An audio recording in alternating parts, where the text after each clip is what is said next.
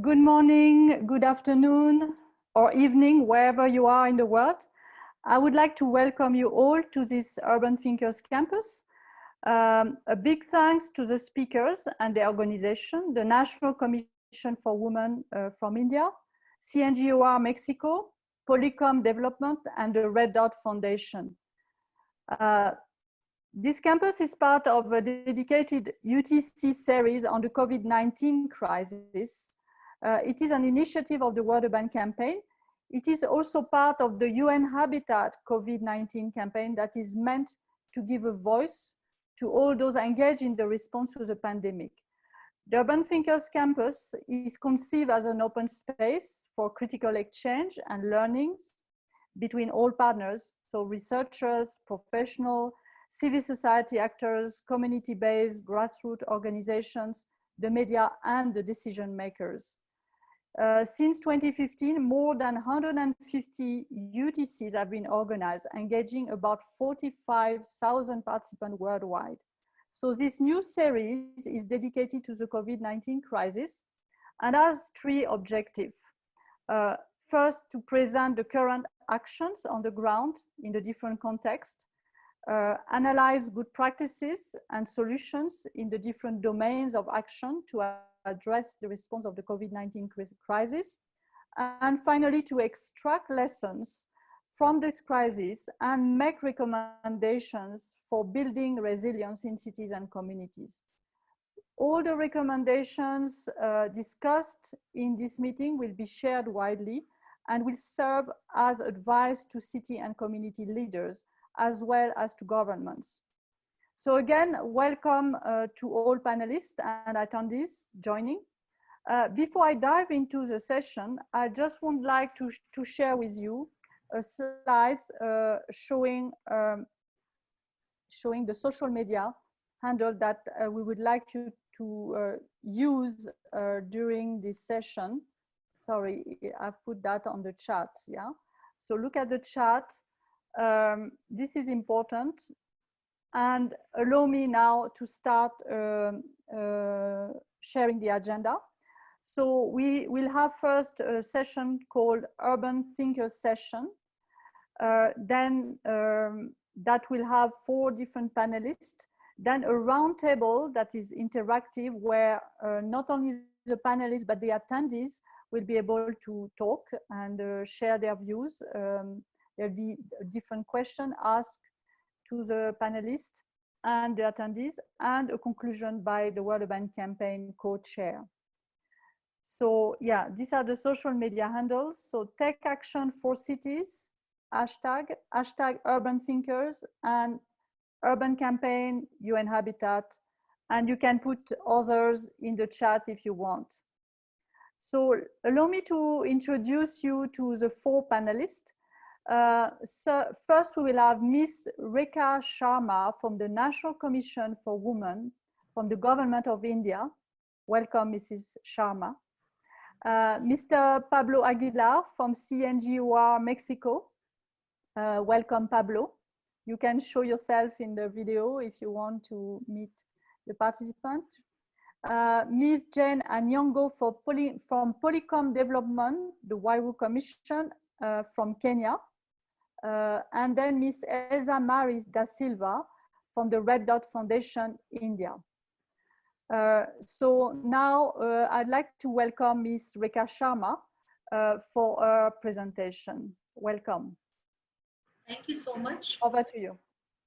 Yeah, thank you so much, Christine. As you all know that whenever society and occasion demands, women rise to the occasion and work, I think 24/7. In this pandemic also, we have seen women in different capacity working for the society, not only in health sector, but other sectors also. And when this pandemic happened, all over the world, we have seen that the domestic violence increased by many folds. So in National Commission for Women also, we handle these complaints. This is one part of our work. And during the lockdown, where we were not getting the physical letters or physical mail, we were getting only online complaints. In first week and after first week itself, I noticed that the number of complaints online which we used to receive were double than the previous week before the lockdown. And we started working on different initiatives, and to start with, I made a group of people who only were taking domestic violence cases during the lockdown period. And then we started WhatsApp number, because we thought that many women are not being able to reach us by email, because in India not everybody knows how to email, especially in the small towns and villages. But because we all have these days phones and smartphones, even in small villages and small towns. So we started with this WhatsApp number, and let me tell you, after we started this WhatsApp number, many women could reach us, and in last only um, 1 month on WhatsApp number only, we received 392 complaints. 440 online in 2 months, and 392 only in 1 month, because we started this WhatsApp number in April, second week. So second thing what we did, because when I used to be on Twitter, I used to see that many people who are abroad were in distress about their parents who are staying in India, or elderly parents, and not getting grocery or medicine because of the lockdown. And also because there were no help, and helps were not being able to reach them.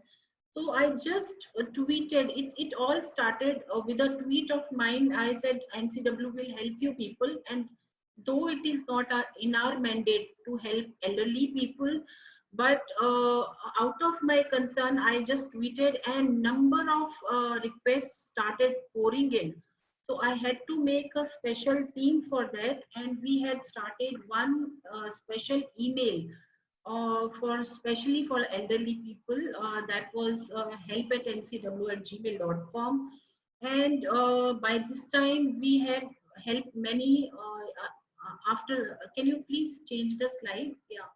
So after that, many different from different parts of world, the requests started pouring in, and we, with the help of police, local NGOs, and some local individuals who were ready to help, started this work.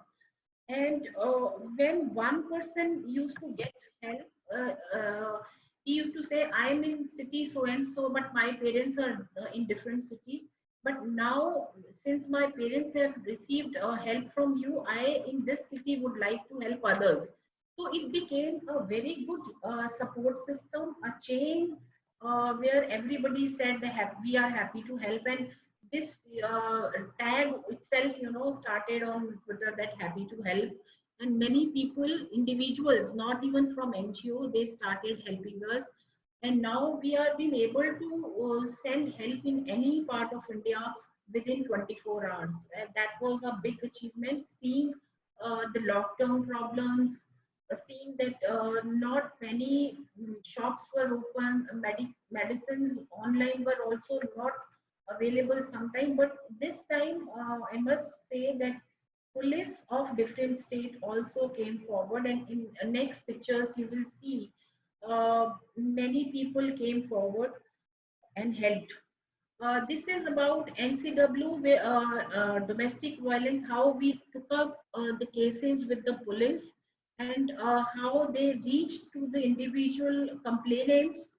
In some of the cases, we also, like in Mumbai, one of the case where the husband and in-laws had thrown out the lady from the home. Police intervened, and she was back in house with the protection of the police. And similarly, in next slide, you will see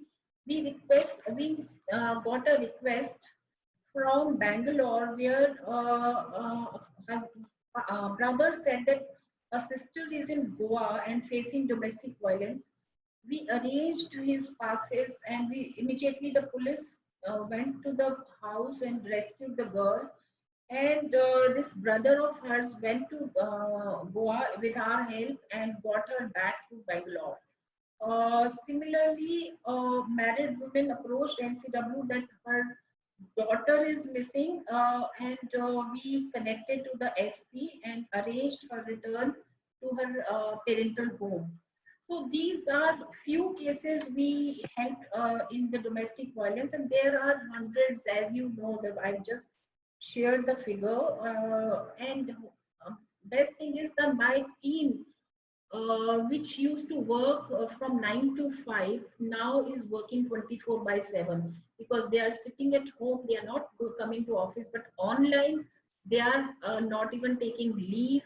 They are not saying that we want to go for holidays, and as they can't, so they have to work, and they are willingly working 24 by 7 and helping these women in distress. Next is we have the desk which I mentioned, happy to help desk for elderly people.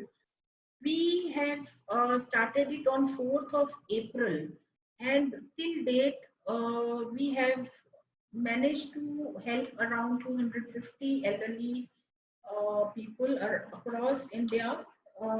And I told you it was not in our mandate, but still we were able to reach. And next few slides, can you please change the slide? Next one. Yeah. So, yeah, this one. So these are few slides where you can see how elderly people, even in the village, are receiving the help from police officers or NGOs. These are few slides you can read how my team took up with them, and a thank you note also came later. So, second slide, please. Can you change the slide? Same, we got this request from Piyush, and this Radhika Devi, a 9-month-old pregnant, 9-month pregnant women needed help, and we could help her. My team could help her there, and there are many of such requests came, and we started helping. Second, please change the slide. Uh, Second thing which we saw, and next please, was that cyber crime also during the lockdown increased. Whereas we see that the number of cases like rape or eve teasing decreased, but cyber crime has increased. The next slide, please. Next.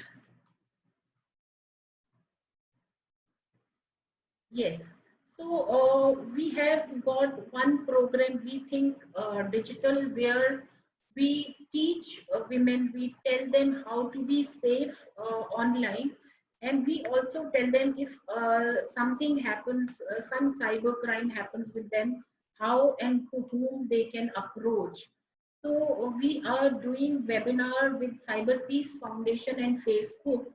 Uh, uh, and 2 webinar every day we are having, whether there are 50 participants or 5, we are continuously doing these, and we are not only telling them how to be safe, we are also telling them about cleanliness, about how many toilets in their area they have, how to sanitize, how they should use sanitizers, and all those things which are now come up during the lockdown.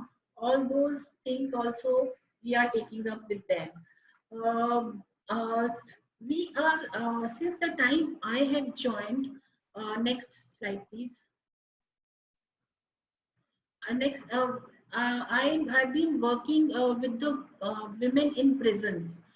So We have issued an advisory to all the DGPs of the prisons, and today only we had a meeting, online meeting with the DGPs and IGs of 25 states, where we have taken the updates from them.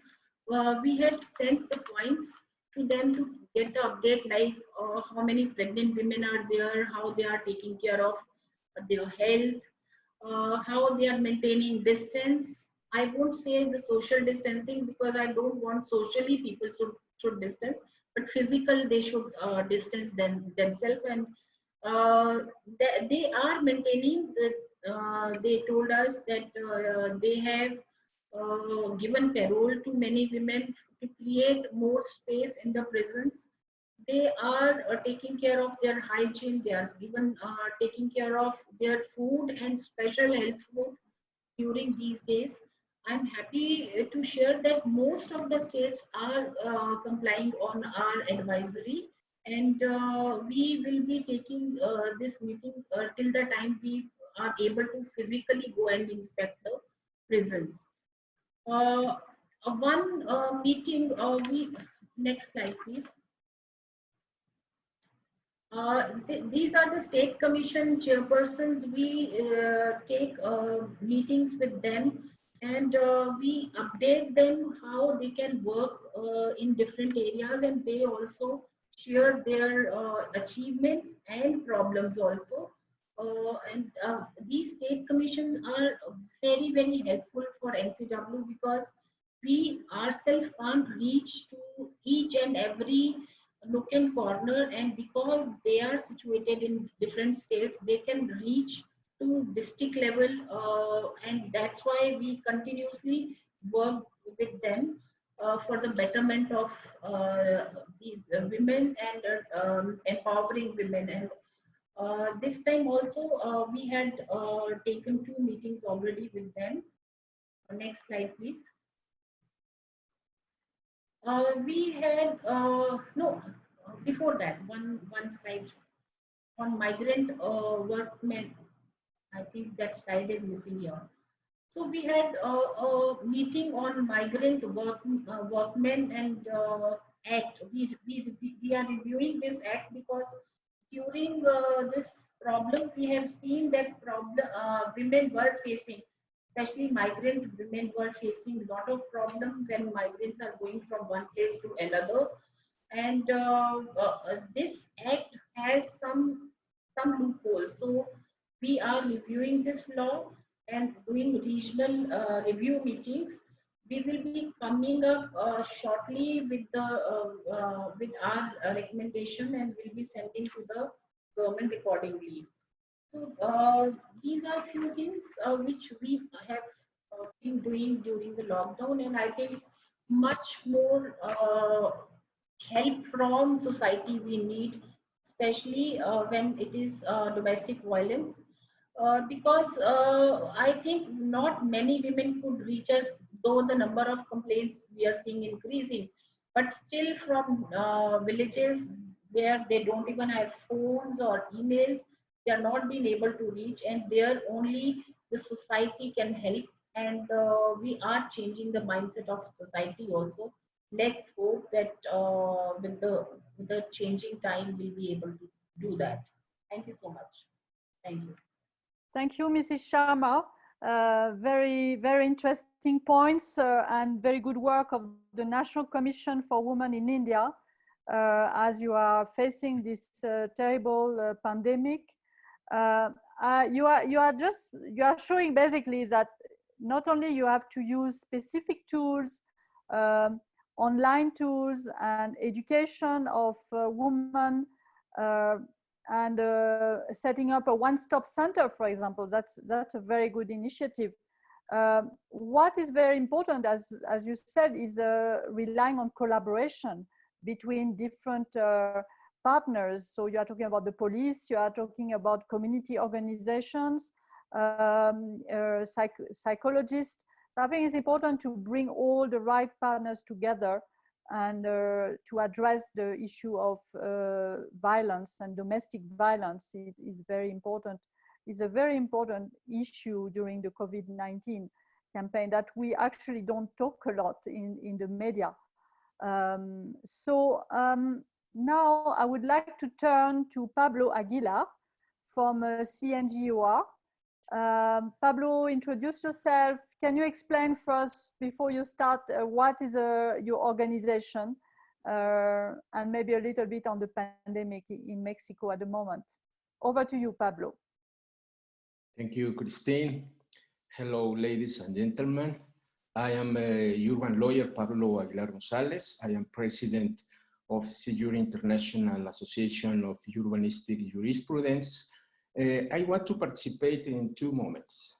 The first one with some reflections, and in the second moment I will make some, perfect, thank you. Next, perfect. Some proposals about how to confront the pandemic, disasters, and risk situations from our legal and human rights experience.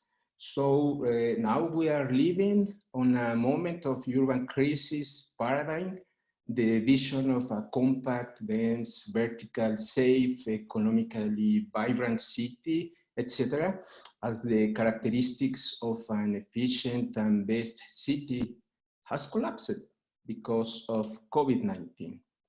Precisely the explosive spread of 90% of the virus was facilitated in cities and metropolitan areas because of these characteristics. I want to share with you some reflections. The main objective in the worldwide authorities' answers, measures, or acts was to guarantee the right to health and security of population. And what were the orders? Lockdown, mandatory stay at home, restrictions to public transit, mobility, and control in the use of public space, or not essential activities unilaterally defined, selective confinement, censorship, monitoring of cell phones for control of infected people contacts, smartphones, tools for corporal temperature, credit cards control, and unilateral suspension of constitutional guarantees.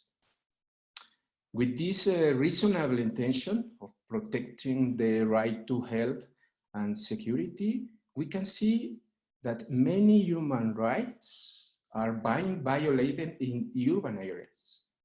Almost all the measures that we talked about before are implemented without notification, prior hearing, or minimum legal formalities. They are being applied arbitrarily for administrative authorities with no existence of a strong urban legal framework, or with no participation of the legislative and judiciary authorities. These discretionary measures are being applied in discriminatory form for poor people, migrants, informal settlements, persons with disabilities, among others. We haven't all the same possibilities and economical resource to support these security and health urgent measures for a long time. We can see the application of a principle of hierarchy and priority of human rights to resolve the crisis. And it's very dangerous because many essential human rights are in permanent violation in crisis and disaster situations, with right to health and right to security unilateral and drastic preeminence, and with no balance. We see dangerous violations to other fundamental rights, by example, transparency, public hearing, previous notification, housing, right to work, right to make commercial activities, right to privacy and intimacy, public space, psychological health, freedom of expression and association, mobility and free transit, right to food, and right to die with dignity, among other rights.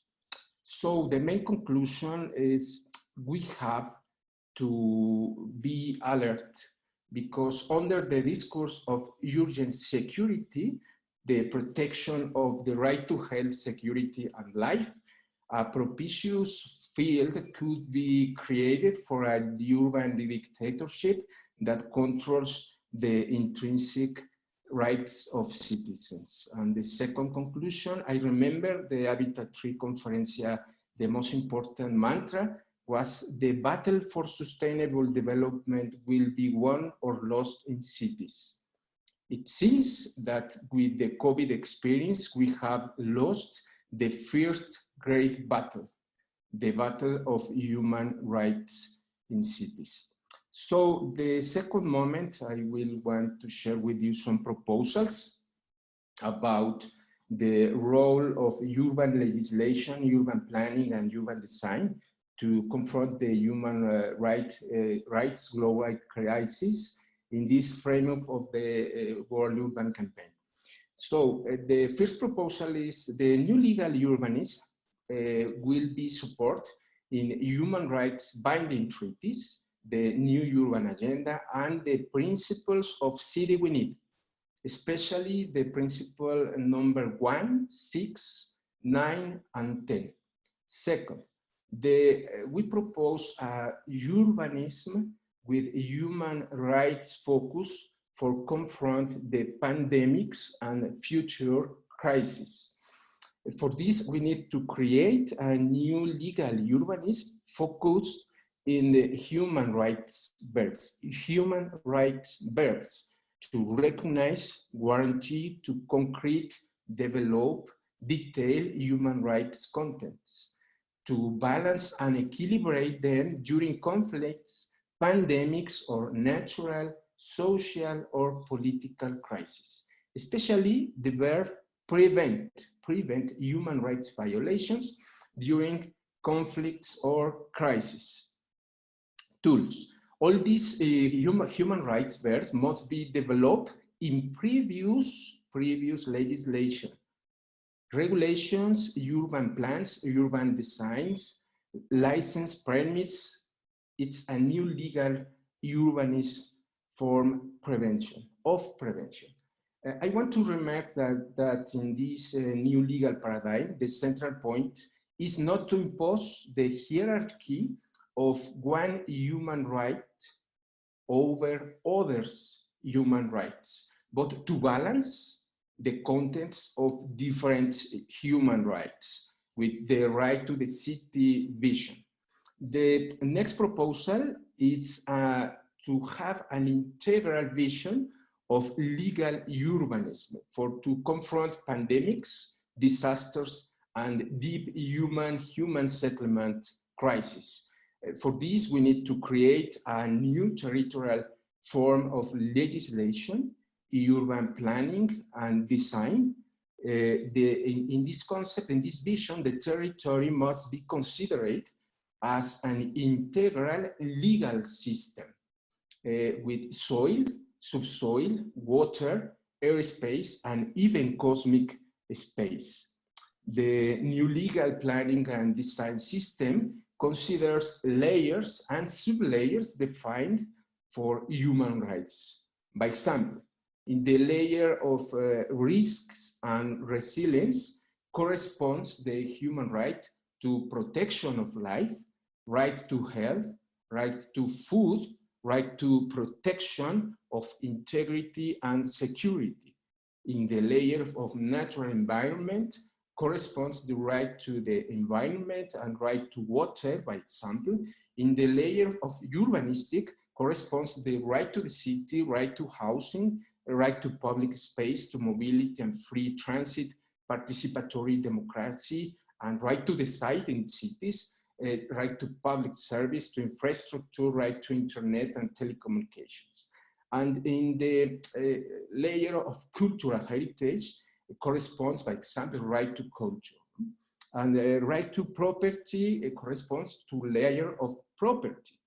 And finally, in the layer social corresponds to right to decide in urban decisions, the transparency, right to privacy, right to decent work and industry, right to make economical activities, etc. Finally, to achieve the above,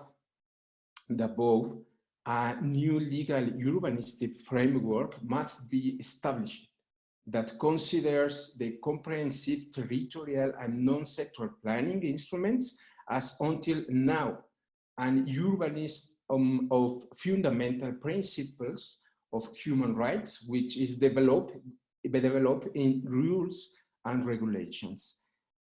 As you can see, it's not just a change of rules, it's a change of the legal urban game to confront the new era with disasters and pandemics, a new paradigm for achieve the urban social justice and the life with dignity. Thank you, Christine, and thank you all. Greetings from Mexico. Thank you, Pablo. Very interesting presentation. Your points are extremely conceptual, and I think it's a very interesting analytical framework for building up on the future, on the recommendations, and the post-COVID-19 pandemic. Basically, you are saying the system of cities has collapsed because of the virus, and you're also saying that you see an increase of control, censorship, and you are talking of violation of human rights, and that this pandemic is also a human rights crisis. It's not only a virus; it's a human rights crisis, and you are talking about possible violation of many of the rights, and then you are talking about the right to property, to culture, to privacy, to economical activity, etc. And then on the way forward, you are talking of building a new legal urbanism. Basically, you are proposing to look at human rights in prevention of the crisis. You are emphasizing the need for protection. So the key word is protection. And here we are talking about safety. So I think in the follow-up roundtable, we can have a discussion about that. In the last question of the roundtable, that will be more on the recommendations. And I think these are very interesting points. Maybe we can go back to the ground, and I would like to invite now Jane Onyango, because Jane is working directly in informal settlements in Nairobi. I know what she's doing. She's doing a fantastic job on the ground with communities and women, empowering women to face the pandemic. So over to you, Jane. Thank you so much, Christine. So you have heard, my name is Jane Onyango. I live and work in Kibera. Unfortunately, I'm not in Kibera right now. The lockdown found me in the village, and it's beautiful to hear from a small town in Homa Bay County called Kindu Bay. So that is where I am right now. And I'm keen on bringing out the voice of women, the women living in the informal settlements into this discussion. So Polycom Development Project works with women and girls in Kibera slums. And just like everyone else, we are badly affected by this. This is a community where we rely on people, on around 98% for us to be able to survive. We share almost everything, and on that note, social distancing becomes a very big challenge because we must interact to be able to survive in every way. And with the current water crisis, it's even worse because when we are talking about hygiene, the common word is water. So it's very hard to talk about hygiene without water. So please move on, Christine. Yeah, so our Urban Thinkers Campus, we've always called it Wamama Tuna Uwezo, which means women have the power in Kiswahili. This is how we started since 2015. We thought of giving it a title that would bring in the power of women, especially women from communities. Please move on. So the current situation is that we have children at home. So we have that common shared space, and it's always a very small space, as we all know. So we have this space that must be shared by the parents and the children, everyone is at home because of the lockdown. And because of this, we have a lot of conflict at home. We also have, it's like there's no income at all because many people from the community are casual laborers. And because of the social distancing, many have decided to close their workplaces. So people are just at home. And then we have the current water crisis. So people must push and pull for water and still for relief, making it very, very hard and challenging in everything that we are doing. Please move forward.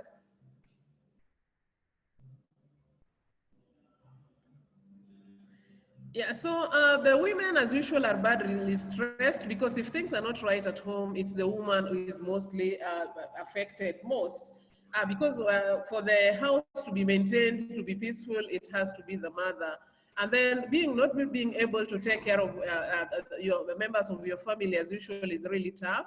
So with no income and no spaces for women to go and even sell whatever they're supposed to be selling, because people don't have money.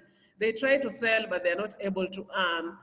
They're not able to take care of their families, and that is where conflict comes. The mother is always fighting with the children. The father is always on her case, and it's just a very terrible situation. The girls are out of school, and the girls are roaming everywhere. From what you have seen, it's supposed to be, people are supposed to be confined, people are supposed to be at home, but the children cannot put up at home, so they are walking everywhere, and that is putting them on a lot of risks because they end up really messing up with people who are taking advantage of them. And the parents are more peaceful with children not being at home because the space is too squeezed for everyone. And then the children also do not get enough food at home. Now that mom is not able to go and bring food, dad is just at home. So it's just a challenge. So as much as our schools are closed and we are assuming that our children are studying at home, they are not studying at home. They are not at home. Most of them are in wrong places. Please move forward. So what are we doing? So what we have been doing is that we are creating spaces. Of course, we are observing the rules that have already been set. We're creating spaces for people, different groups of people to be able to share. We have had sessions with adolescent girls who are sharing with us how they're affected by the COVID-19. We have had women from the community sharing with us. And then we also had women living with disabilities. These are women who are always forgotten. The thing, their issues must be addressed differently when we are talking about women issues. Because when we are talking about being affected, when we are talking about marginalization, that theirs is just a little more than the rest of the people. So we've also had a session with we've also been able to map like really sexual harassment. We've been able to create platforms where the girls are still able to share with us how they are being harassed in the community because everyone is everywhere. We have been documenting every process of this, and right now we're going to start the monthly newsletter. We've been having the quarterly newsletter, which is going to highlight most of these very direct stories. So we've been doing live stream sessions where we are able to involve people beyond the community. And I'm happy that I'm always part of the live stream sessions as much as I'm very far away in the village where I don't even have electricity, but at least the world is open. I'm in a place where I'm able to access. And then, so we are also trying as much as possible to celebrate efforts by women through the social media, not just women in Kibera, but grassroots women as a whole, if I'm talking about the Wairo Commission's approach. So we are listening to everything that women are doing everywhere because our women are caregivers automatically. So they are responding and doing so much everywhere. We are also collaborating with various actors for services, for provision of relief services. After the stampede that was witnessed in Kibera the other day, we have been entrusted by the local administration to provide food to vulnerable groups. That is pregnant women, women with small children, women with disabilities, and even older women. Please move. Christine, please move. Okay, so what gaps are there? So the gaps that are there is that we still don't have, we haven't had proper mapping, that is by the authorities, for them to know all the vulnerable groups that we are having in these communities. And that is why we had the stampede that we had the other day, because when food is brought in, it's food for everybody. We have young people, at times they even sell the food, but they're fighting for the food with women who are like genuinely trying to get food to provide for their son, their children. Unfortunately, we were able to lose lives, and unfortunately, very unfortunately, women are the ones who lost their lives. So we also have lack of proper response mechanisms in the communities. Like we have pregnant women who are supposed to go to the hospitals, and we have the curfews and the lockdowns. Most emergency childbirth comes at night. And it's very hard, like with the curfew, for anybody to come out to take a woman who wants to deliver to the hospital. So that makes it very, very tough. And then we also have a lot of violations still by many people, including the state organs, during the curfew. So it's just very tough. And please move forward. Okay, so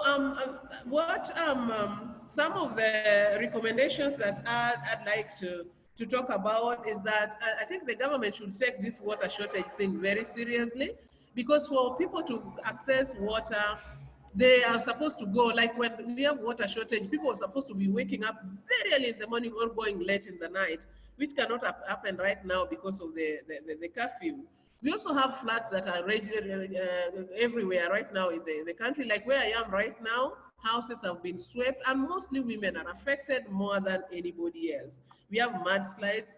So as an organization, what we are trying to advocate for, not just an organization, but as grassroots women, we are trying to advocate for the government to work closely with the organized groups already in the community, so that they are able to reach the people who are yet to be reached. And right now, we're also lobbying a lot for the organic interventions. We have beautiful hubs in the community which have been underutilized. We've seen what is happening in Madagascar right now. I know the World Health Organization are yet to recommend this, but as people in the community, it's very hard for us to access government services. It's easier for us to do what we can with what we have, just to contain our situations. It has worked for us before. We are lobbying for it right now very highly, for people to be able to use the right natural remedies to keep them healthy. And we're also trying to reach out to different actors still. Please support us. Please work with us for us to be able to reach everybody in the community. Listen to us. We have the right data to inform the initiatives that are supposed to take place in the community. Thank you so much. Thank you, Jane. Very, very interesting for me, that because I live in Kenya, so I can reflect on what Jane is saying. And you are living in the communities, you know what's happening. You know, for example, that girls are roaming around, and sometimes it can be very challenging. You have the knowledge basically as organized communities.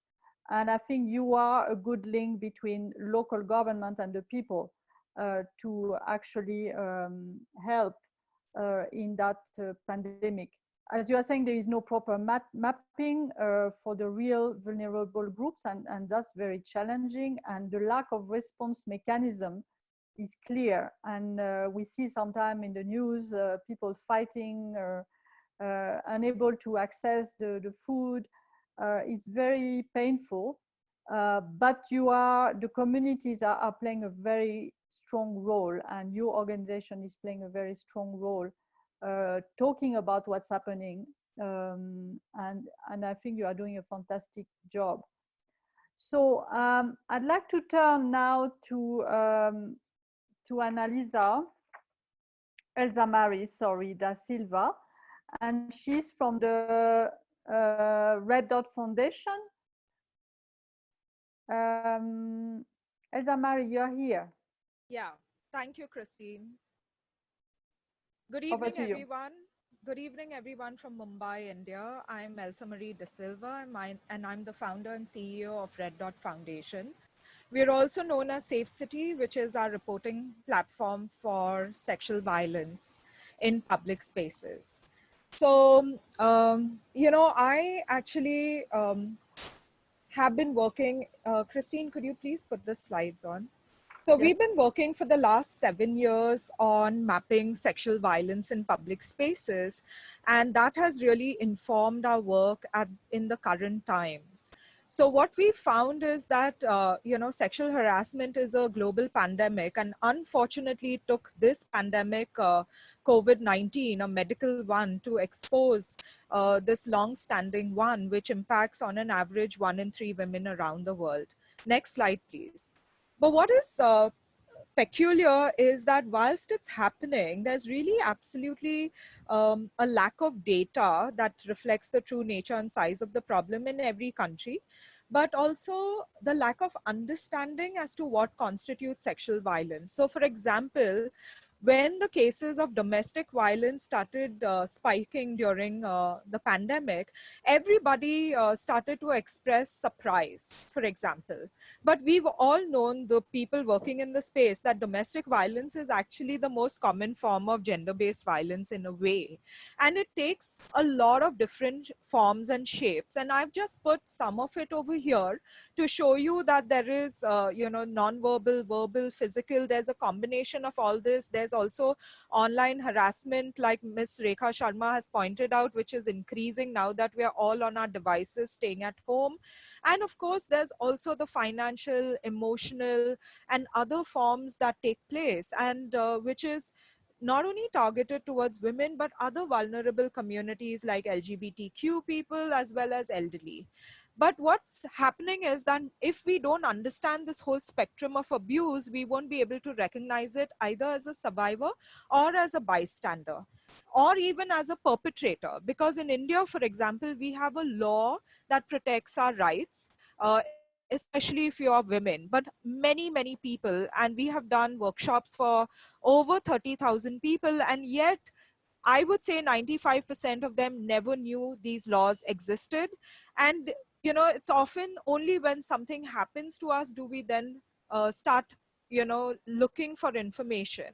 So my solution, if you can go to the next slide, please, is that if we were able to report easily the experiences that we face, without any stigma, without any taboo, without any fear, and if we can do so anonymously, then we would have a data set that could aid in decision making.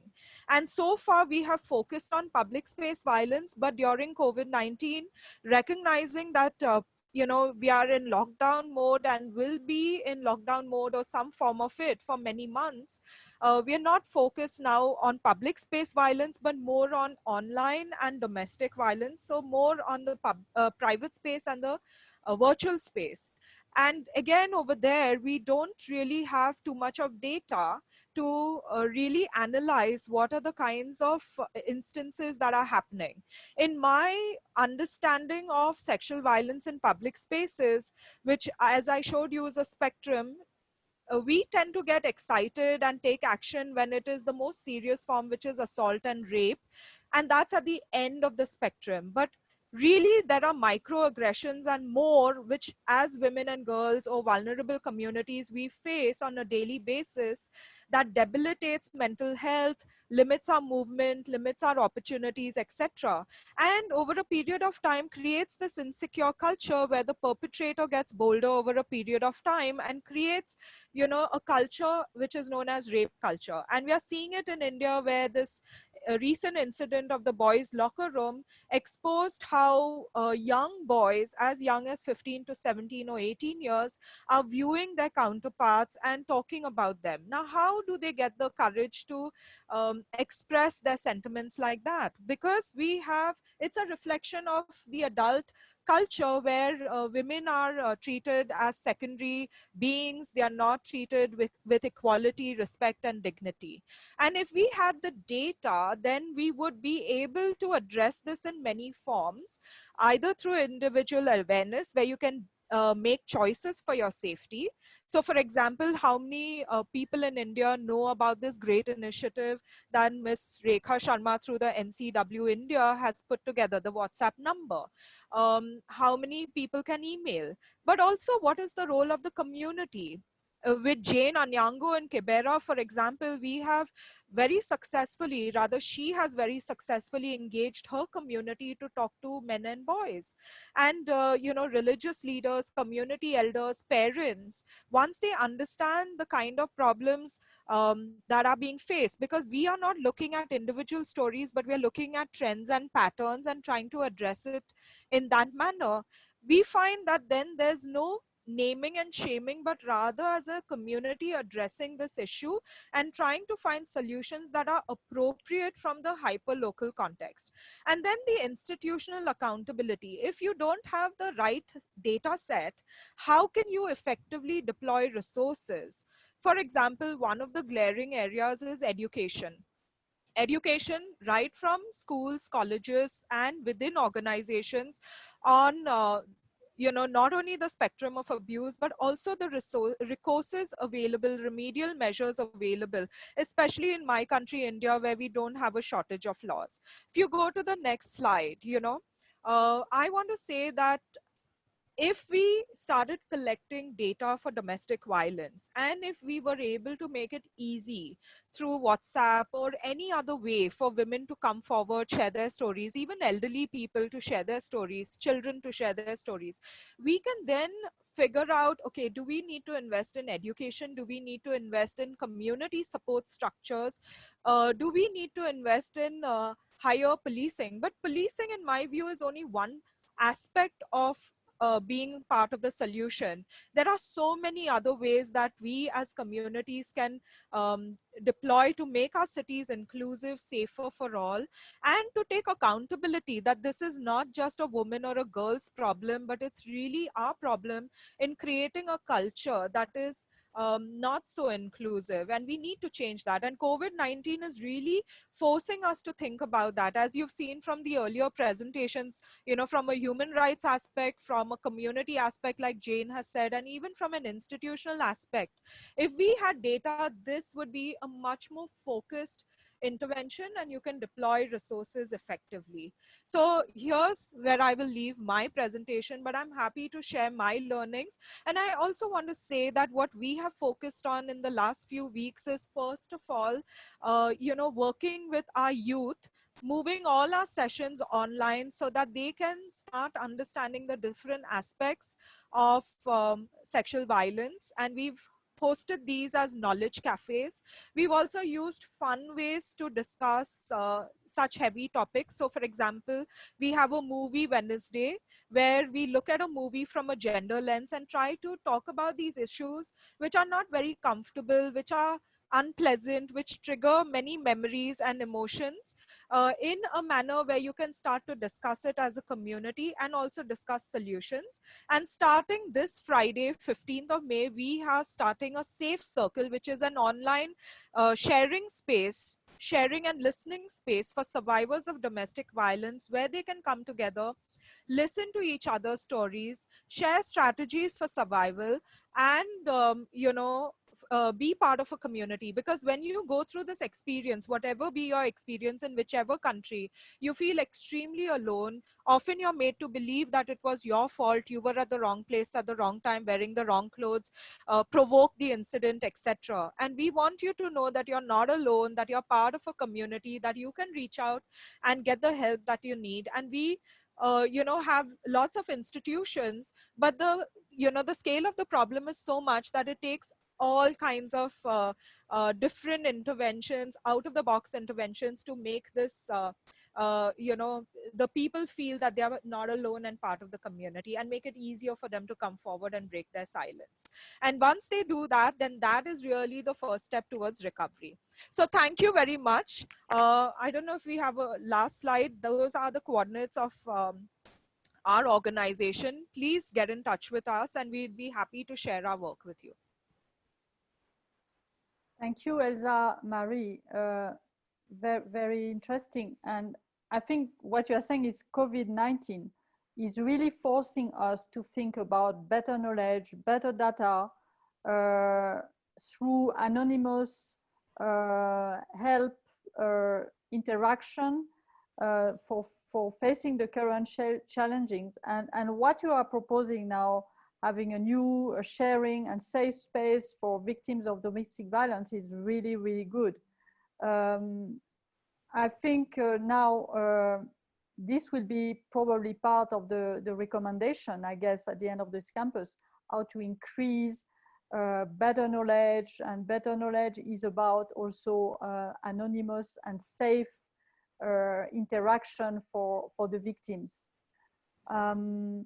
So now I'd like to call for question and answers. So I'm going to open the floor to the attendees. I'm going to turn to the attendees in the room. I see there are 61 attendees. This is good. So I'd like to know if you have any question to the panelists. So what you can do is either write in the chat that you want to speak, but the best way is to raise your hand. So you have the possibility to raise your hand in the chat. So any questions? It could be also that panelists ask other panelists if they have any question as well.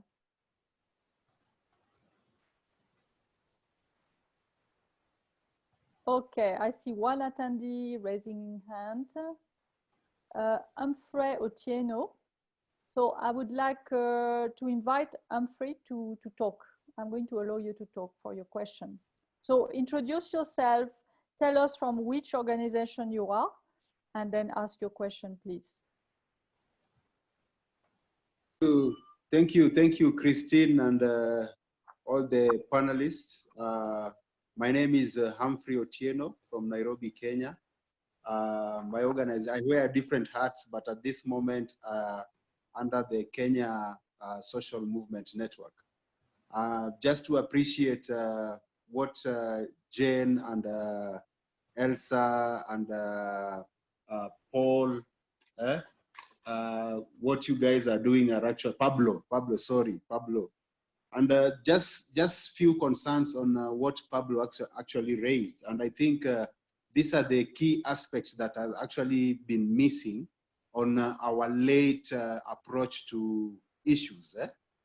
The element of looking at human rights, because human rights seems to have gotten lost in between our advancement to some of these issues. And I just wanted to ask Pablo, looking in the presentations that have been raised by Elsa, raised by Jen, and the rest, what is your opinion with regard to the approach? Yeah, because I know they are focusing mostly from a women's perspective, or from a gender perspective. What will be the best approach with regard to human rights in terms of looking at it from not only from an urban area, but also from the rural areas? Because I know now where Jen is, being that I'm a Kenyan, I understand what she's going through now. It's actually flooded. She should have just mentioned that it is flooded. What will be the best approach in interfacing the two? Yeah, that is all, Christine. Okay, thank you, Humphrey. Maybe Pablo, you want to answer? Now? Yes, go ahead, Pablo. Okay. First of all, I need to apologize because I forget to introduce myself. Sorry.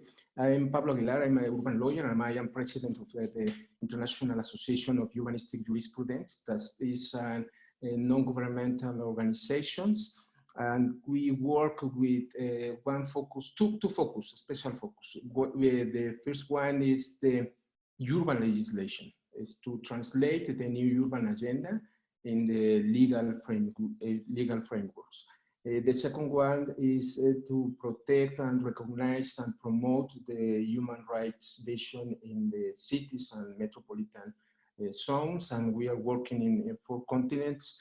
Particularly, we have a close work with Christine and Demian in the World Urban Campaign. We are lead partners of the World Urban Campaign. So, excellent question. I want to share with you two points. The first point is with this human rights vision, we need to think how to balance. Look, this is the most important point. How to balance the different human rights, but with no vision of hierarchy, you know? Because if we are thinking in hierarchy by urgent points and crisis pandemics, no, we have the danger, the possibility to create a violation for other human rights. So we have a methodology that we know that we call the verbs for human rights. And all these verbs of human rights must be concrete and developed and precise in the legal urban frameworks. How are these legal urban frameworks?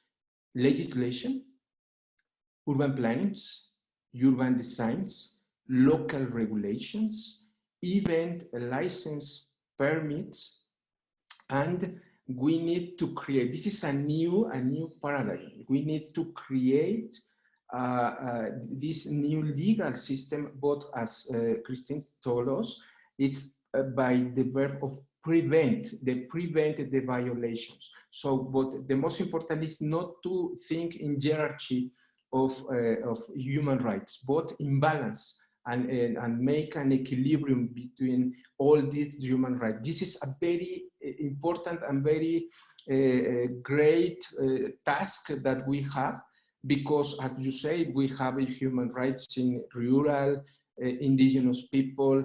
We need balance, the right between the right to commerce, the right to decent work, the right to property, and the right of persons with disability, the grassroots informal settlements.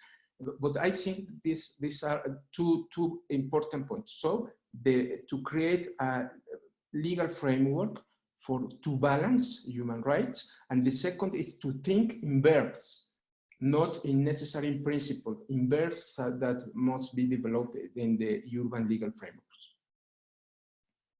Okay, thank you, Pablo. I see now there is a lady who wants to talk, Joy Oyiza. Sorry, I'm going to allow you to talk. Hello, can you hear me? Yes, we can. All right. Well done, Christine. I've been following the conversation, and I have a comment, first of all, before my question. Please introduce yourself. Which organization are you representing? All right. I'm with the Federal Polytechnic, IDA, from Nigeria. Mm-hmm. Go ahead. Yeah. Okay, so my comment is this, because I can relate with what Jane is talking about rural Kenya. And I work in a rural community where the pandemic is not really the cause of the panic for them. Rather, there is a cause of panic due to loss of economic livelihood as a result of inactivity in the society due to the lockdown. So my question is this: for the safety gap, is it possible to look into rural communities for maybe an alternative solutions to most of the urban crises? Because it looks like, for me now in Nigeria, the rural communities seems to be, they're not even observing the social distance, because they all live together, commute together, and do all the activities together. So is it possible to look inward, especially for rural communities in Africa, for an alternative solutions and as a bridge to the safety gap Okay, of thank you. what is happening in urban centers? We don't hear you very well. Maybe Jane Onyango, you want to answer? You. Yeah. Yeah, okay. Thank you so much, Joy, for that. And yeah, so we have, in our conversations, we have something we call the rural-urban linkages. Yes, the rural is the little rural-urban linkages. And yes, the rural is a little calm. Right now, people are not worried. Their big worry is not the COVID, but it's not just, yes, the common person is not worried about it, and they are really worried that the authorities are imposing a lot of restrictions on most of the things they do, yet they live normally. Yes. But let's also take into consideration that in the urban areas, we have so many people who are infected, and them coming into the village, the way the people relate in the village is a little dangerous to the village people, because the village people can also not access the health facilities the way the urban people are able to. So right now, what we can talk about is just the general way of containing the disease everywhere. Because if we look at the rural as an opportunity for the urban, if they come in with COVID, then it will be more disaster. So at times we feel so bad when people come in from the cities into the community and then they are quarantined. But the truth is, it's better people in the village stay safe than looking at that mingle that can put them at risk. Okay, so sorry, but I would like to bring you back to the meeting. Is a problem. I was disconnected for a while. So let me go back to the roundtable now, different questions. Are you all here?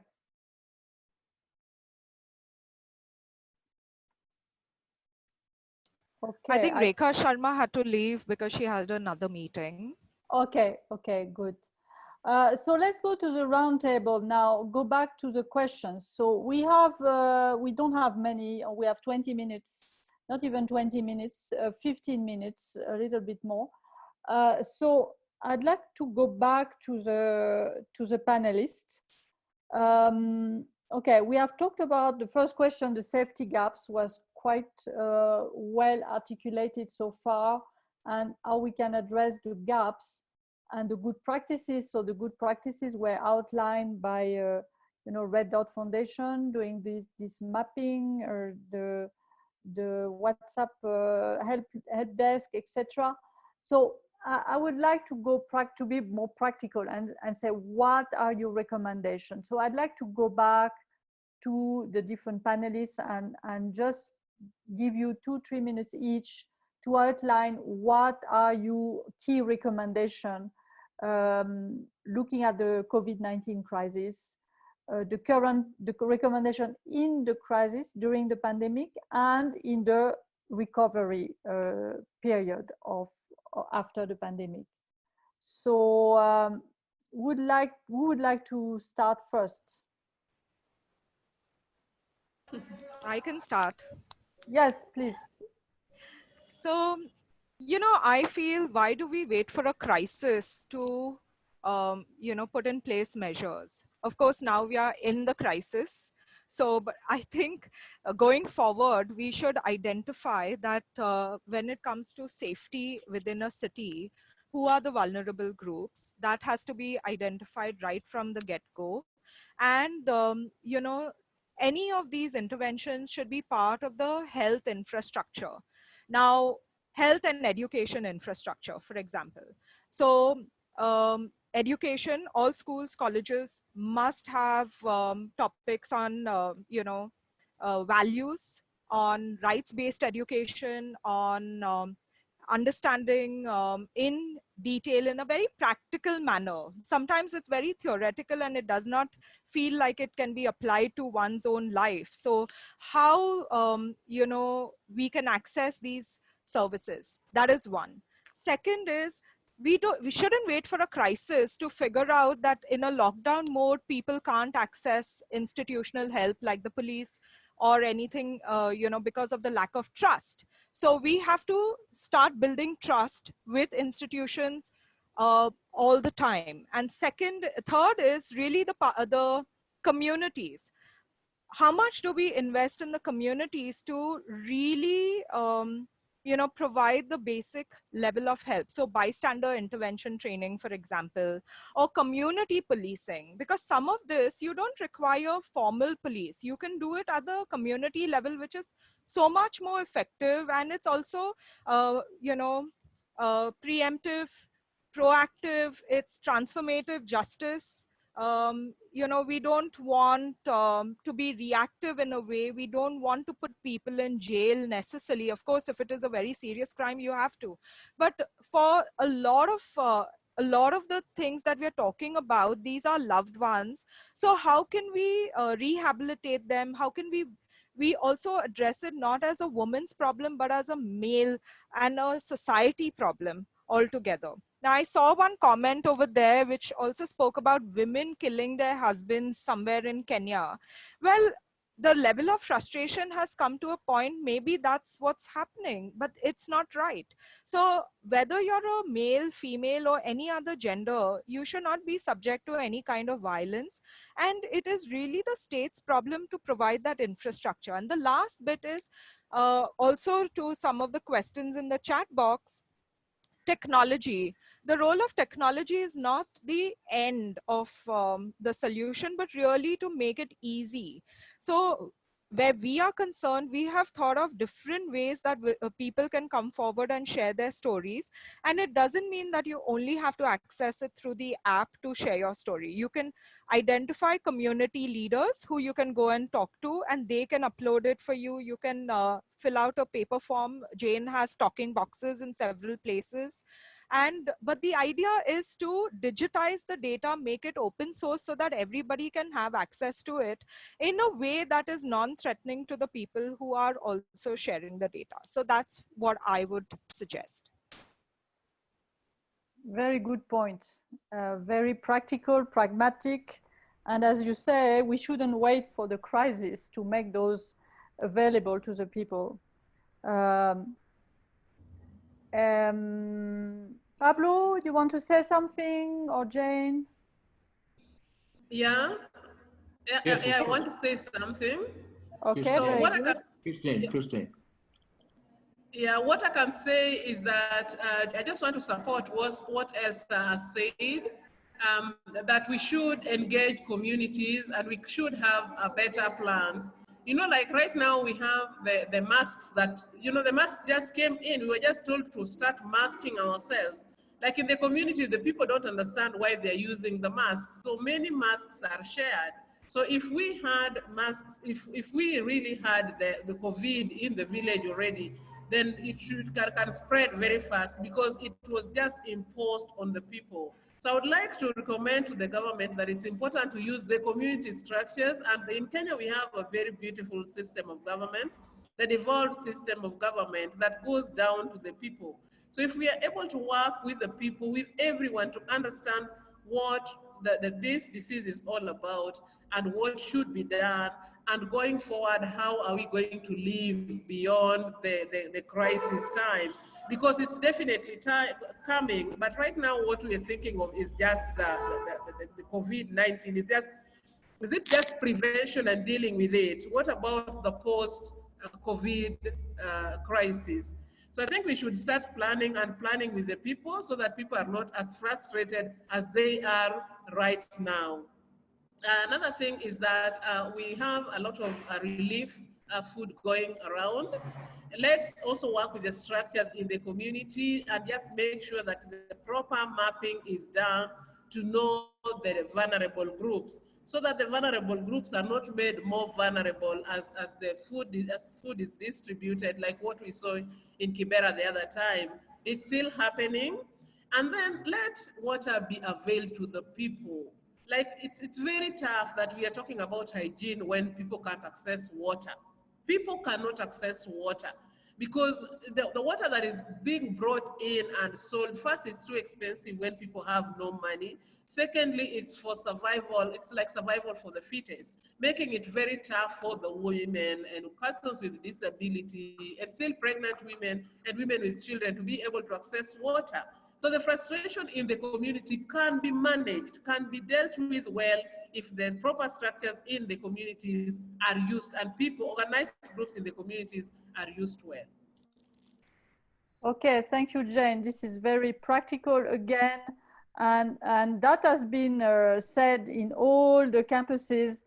Use organized communities, or use the knowledge of those communities to basically manage the frustration and make sure that the food, the water, the mask are going to the right people, the most vulnerable. This is very important. Pablo. Yes, thank you, Christine.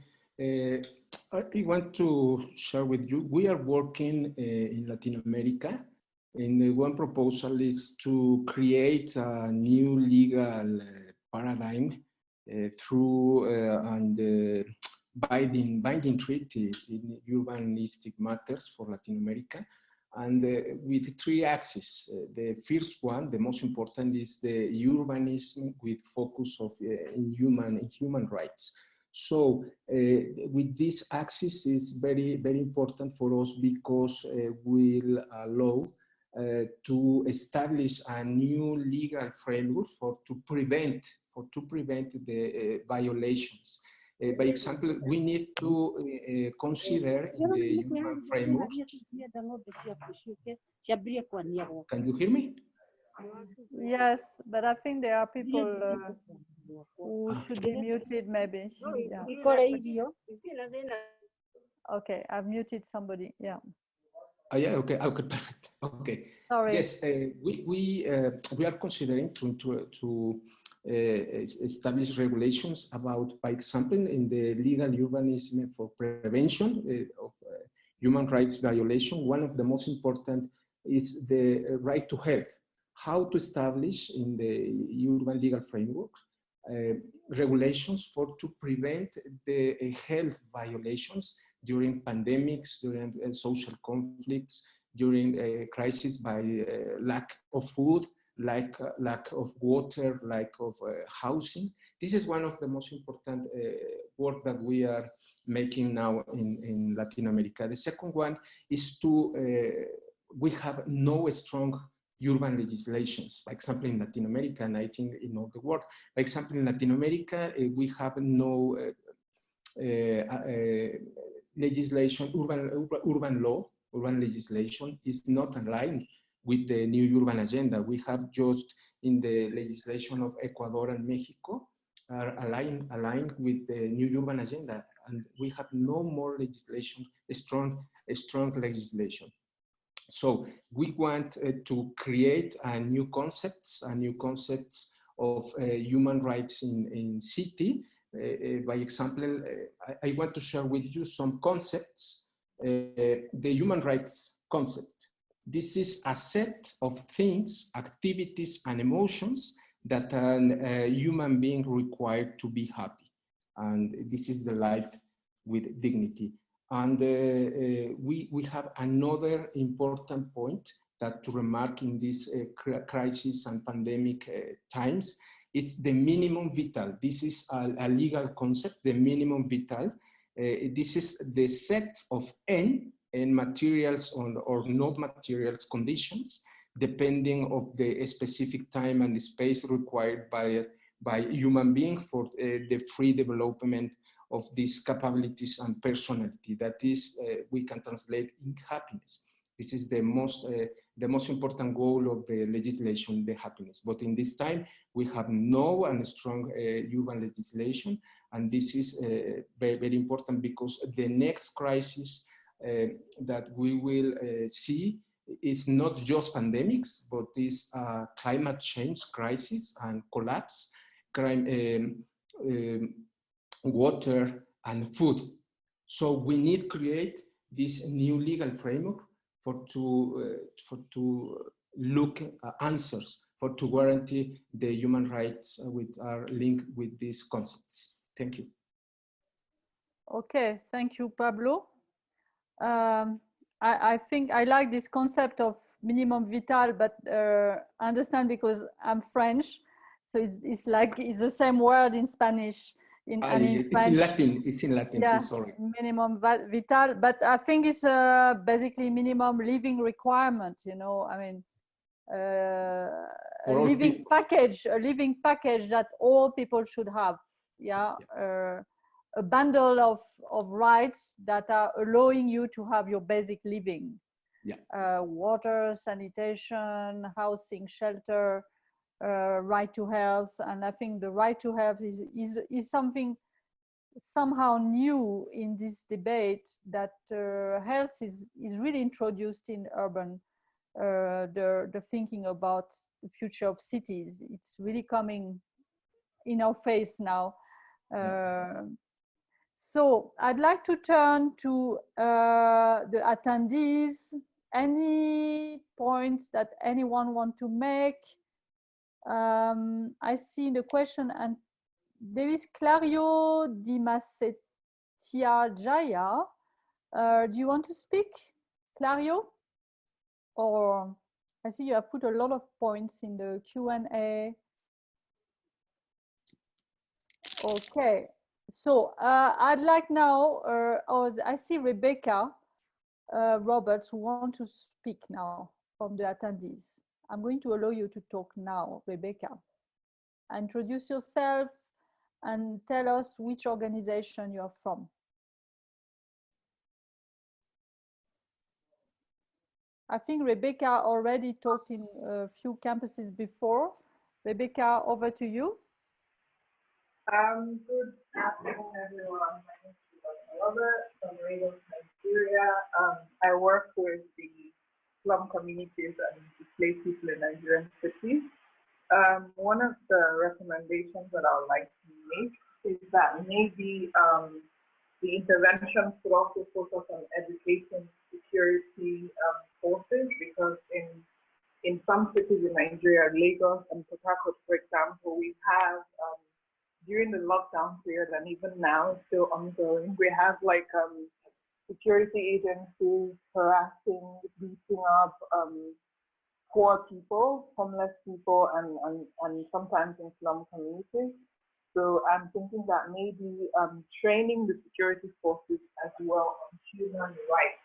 So for example, rights to movement and rights to, yeah, basically rights to movement, and also educating them what the lockdown enforces, and when they catch people that are not wearing masks, as opposed to beating them up, maybe educating them on why people like that might not have a mask readily available.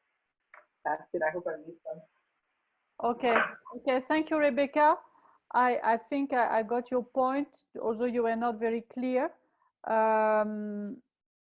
So basically, you are saying that we need to work maybe with security forces, the police.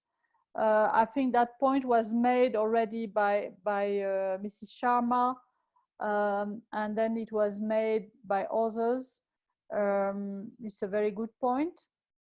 So now we are approaching the end. We have only 6 minutes to go. So I would like to wrap up and ask Sri Sovjan to talk for the concluding remarks. So Sri, are you with us?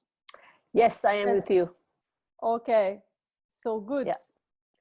Yes, very good morning, evening, afternoon to all the panelists and participants. So I think this is very interesting discussion about the safety gap. People, I mean, the presenters identified the gaps and also highlight tools and methodologies that they have used to overcome those gaps. For example, using the technology, acknowledging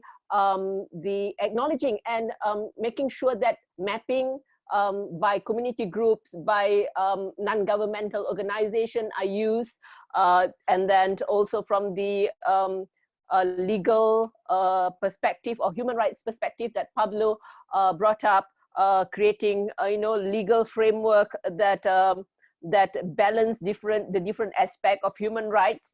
Those are some of the things, and using also, for example, Elsa Mary say that raising awareness in terms of how to overcome the the safety gaps by having discussion, using movies and all that. Now let's focus on the recommendation. What do we do next, and how do we go from here? We hear from the presenters also the fact that we need to build partnership with the institution, and that we have to build trust. How do we build trust with them? Having dialogue, having a transparent processes, yeah. And then another important point is we need to invest in the community and empower the community with their roles. They have mapping, they have information, they know who are the people who need support, who are being discriminated, who are being taken advantage during this situation, during this pandemic. So moving forward, we work with them using their mapping, recognize their mapping, and give resource to the community. That's part of the empowerment.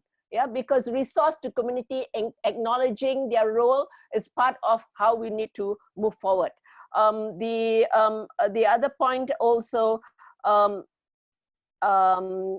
that making sure that when we talk about safety gap, health is one of the main issue, and health is something that we need to recognize in building resilience in community. And Elsa Mary, all the speakers mentioned that, yeah. Health has also many aspects, physical and also mental health. So how do we deal with that? Part of building resilience.